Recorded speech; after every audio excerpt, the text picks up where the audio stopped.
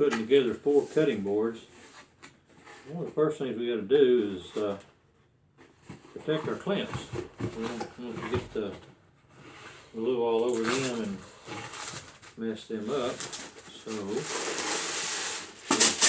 cut us some wax paper, and then we'll take us some scissors and we'll cut us some smaller strips and drape them over the clamps, and that will protect them from the glue squeeze out.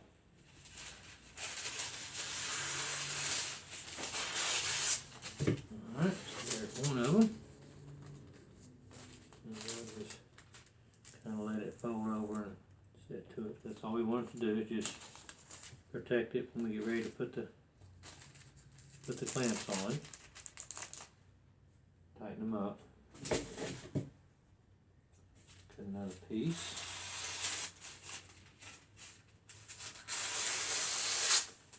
Alright. Go ahead and crease that down the center and make it easier to stay on. Like that. Alright. And then we're going to cut some more for the little wood strips that we're going to use to hold the boards flat.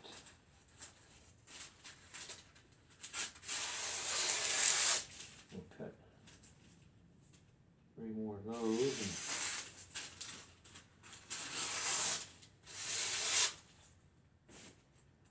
and that'll take care of that. We'll have all of our wax paper cut. Alright. We'll leave 2 down here with this one, and we'll leave 2 down here with these. So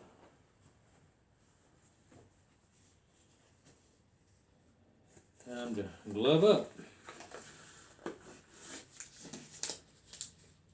My wife would be extremely mad at me for doing this inside the house, but it's too cold in my shop, and I can't get the glue to dry at the right temperature. And with cutting boards, you want to make sure you get a good tight seal, because you don't want bacteria growing in between the boards and all. So you got to make it a good tight seal. And unfortunately, I don't have a wife anymore. Mine passed away in 2017 due to complications from a heart attack. God rest her soul. I love that woman more than my life. I would be taking my life in my hands if she were here right now doing this, but I think she would approve of me getting this done, so we will get it done. But now we start the glue up process, so it's fixing to get messy. Of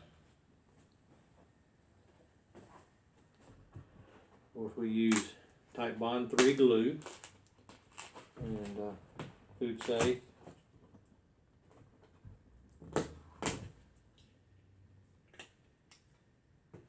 And the philosophy of don't be afraid to use it really holds true. You want to make sure that you get enough glue on it so that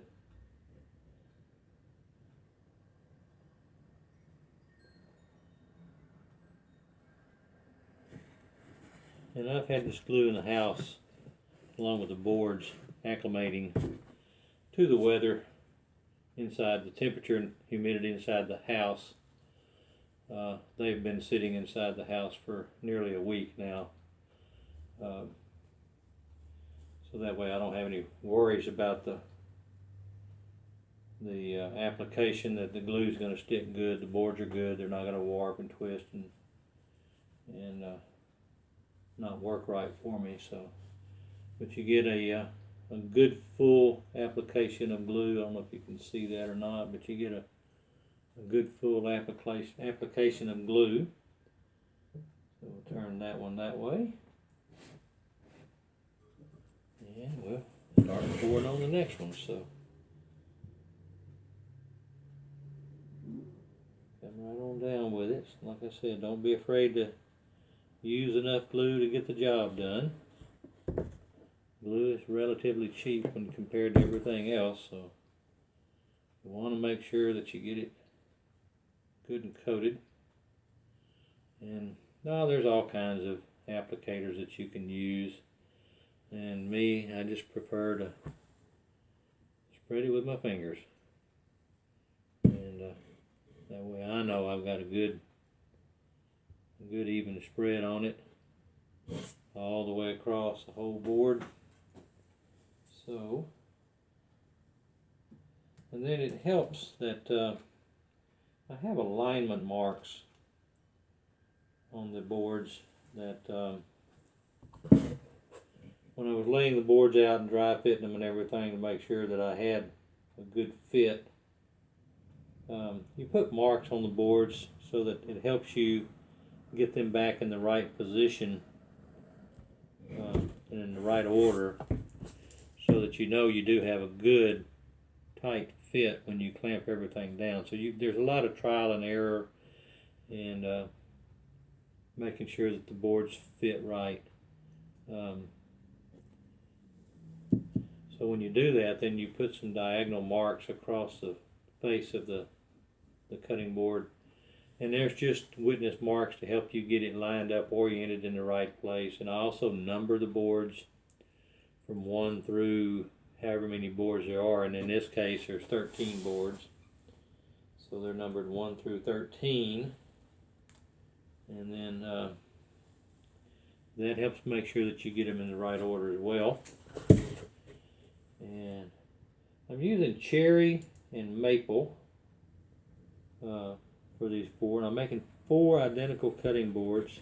These are for Christmas gifts, and so I need to get them knocked out. This is for a customer, and I'm a little bit behind on my schedule, but I'm not worried, because this is the quick and easy part of making a cutting board, is to glue up and then the finishing to the size and sanding on getting ready. This actually goes fairly quick as far as I'm concerned, but it's been a wild and crazy last month or so for me. I'm about to retire from my day job. In fact, I have 2 more working days. So that's been keeping me kind of snowed under and busy, so of course that has to come first. I'm spending 40 years of my life in that company, on that career job, and I'm very pleased and proud to have worked for the same company that whole time. But at the same token, I'm glad it's coming to an end. All good things must come to an end, as they say.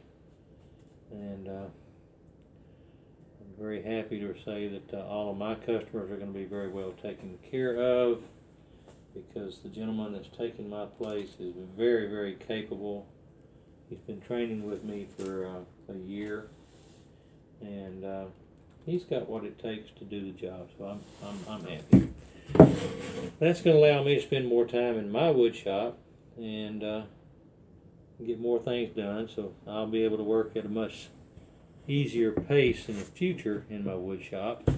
So I won't be pressed to work daytime at regular job and then nights and weekends here. Now I'll be able to spend more time in the wood shop getting things done and work during the daytime, and maybe be like most everybody else, have a restful, peaceful evening. But when you love what you're doing, it's not much of a hassle, and I really love making things out of wood and seeing my customers happy with the products that I give them, because if they're not happy, I'm not happy. And like I said, use Titebond 3 glue when I make the cutting boards. Gives you a little bit longer time to work with it. Plus, it is food safe,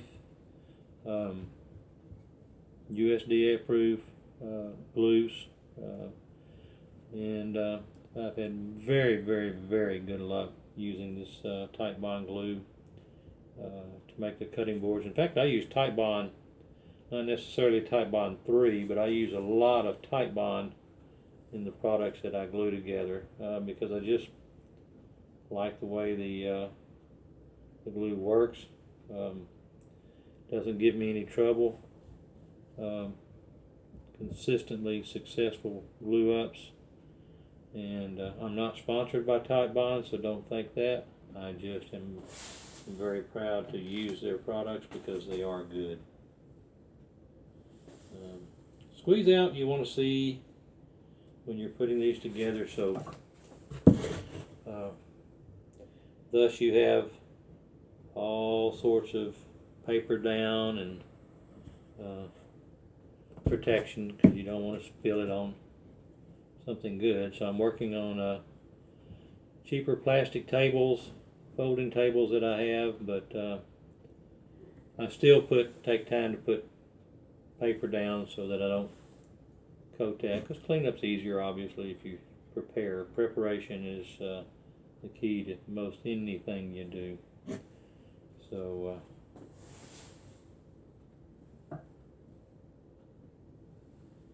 this is going to glue up real nice. And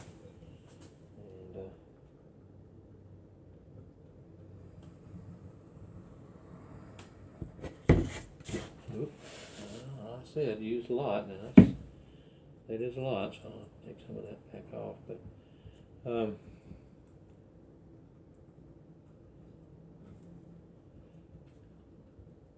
cutting boards are just one of the items that I make. My primary hobby that I like to do is custom wood signs.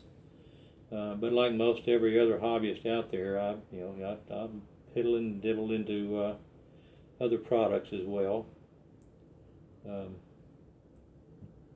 Cutting boards and knickknacks and things along those lines. But I'm not real big into the fine furniture by any means. I've made some small benches, and those turned out pretty good, so I want to try to make some more in the future.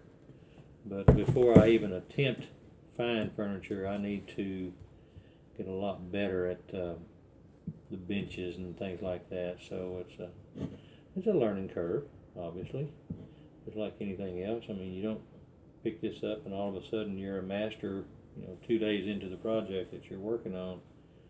You have to work at it, and then work at it some more. And but when you're having fun, it's really not work. It's what you enjoy doing, and it's what keeps me at peace. It's what helps me relax, helps me get through stressful days and situations.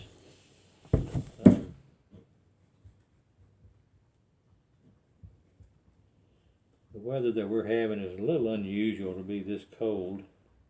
We're here in South Texas in this time of the year, and my shop is air conditioned, but I don't have heater. Now I do have some little portable heaters that I can take out there, but it's been cold enough that I would have a hard time getting the temperature where I need it to be for the glue to dry and for it to stay that way overnight. So I made the decision that would not have been kosher with my wife if she were still here, to bring the boards inside and do these in here. You got to do what you got to do sometimes, and this is one of those where I don't know, she might have let me once she knows the amount of cautions I was taking so that I don't spill any of the glue on any of the carpeting or anything like that, and so I'm going on the assumption that she would have been okay with it, but trust me, I feel her looking down from heaven watching me right now, telling me, don't you dare spill that on my carpet. Well, I can't spill it on the carpet because I have the carpet covered with cardboard. I have the table covered in paper, and I'm not about to ruin anything that she had. No way, Jose. Wish everybody had been lucky as I was to marry the woman of your life, the one who God put on earth for you. I was so fortunate. Didn't deserve her. I don't know why she stuck with me, but I'm an extremely lucky man, and I count my blessings every day. I miss her so much, but back to life. None of us are going to get out of this thing alive. And tomorrow would have been her 65th birthday. So, actually cut this paper a little bit long, but that's all right. It's not going to hurt anything.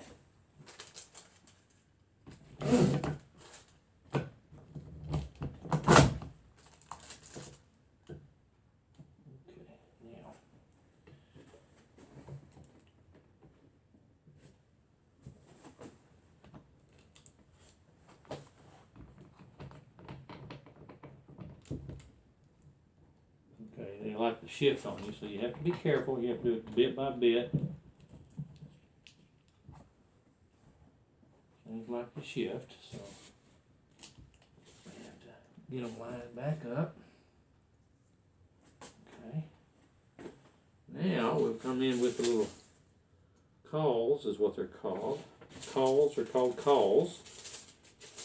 And one on the bottom, one on the top on each side. And we'll get little S clips. And these will keep it perfectly flat.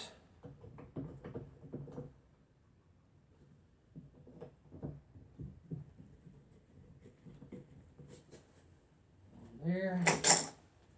One more over here.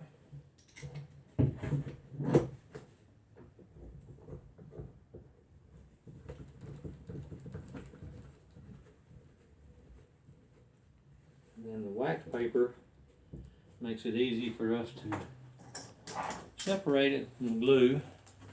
Out of the way for you. So that when it comes time for cleaning up, we just pick up the wax, the boards. The wax paper will make it easy to pull everything else off and do our cleanup.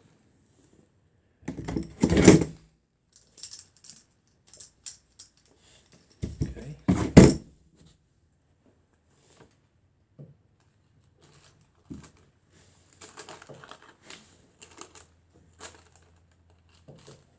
We got that up.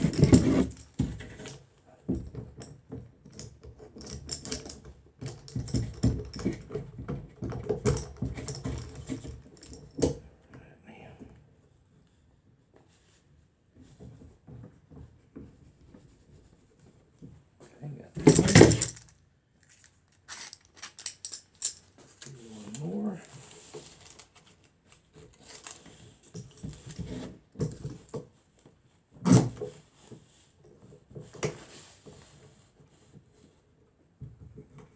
And like I said, this keeps the boards flat.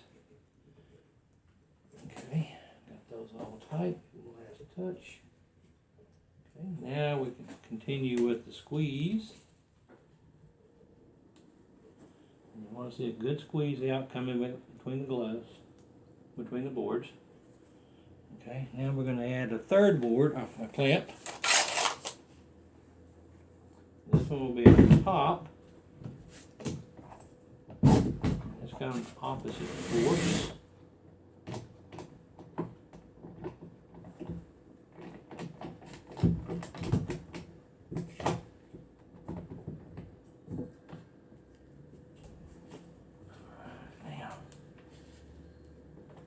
Giving me plenty of squeeze out. Everything's looking good right there. One last touch down. You don't have to be real tight. You just want to see a good squeeze out coming between the boards. And I see plenty of good squeeze out right there. So that makes me happy.